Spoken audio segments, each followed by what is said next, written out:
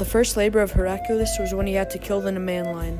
This task was a difficult one because no sort of weaponry could harm the lion since the lion's skin could not be pierced by any sort of arrows or spears. Eventually, the lion was put into a chokehold and Heracles succeeded in his first labor. For his second labor, Heracles had to defeat the Lernaean Hydra. It was a 9-headed snake which had 2 heads grow in the place of 1 head that was cut off. For Heracles' third labor, he had to capture the gold hind of Cernia alone. He completed this labor by trapping Cernia and then getting its golden hind. This labor, Heracles had to kill the giant Erymanthian boar. This is one of the easiest labors of them all, as Heracles just ended up trapping and killing the boar, and so he finished the fourth labor. For the fifth labor, Heracles had to clean out the stables of Augeas, whose cattle were known to be immortal.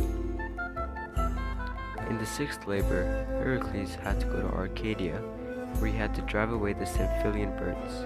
He did this by simply scaring them off by using a pair of bronze castanets. This labor is when Heracles had to capture the rampaging Cretan bull. This one as well was extremely easy for Heracles, as he is a grown-up demigod and has extreme strength and power. So this task was really easy for Heracles. The eighth labor, Heracles had to go to Thrace to capture the man-eating mares of Diomedes.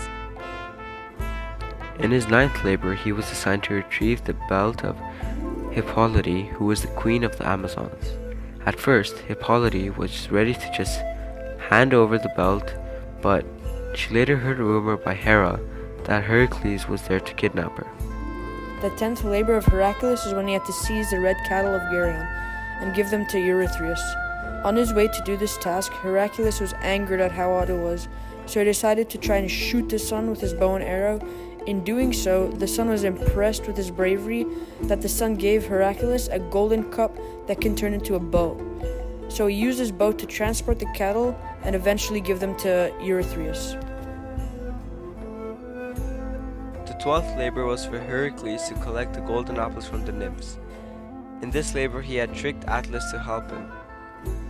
The 12th and final labor was for Heracles to go to the underworld and bring back the 3-headed guard dog, Cerberus.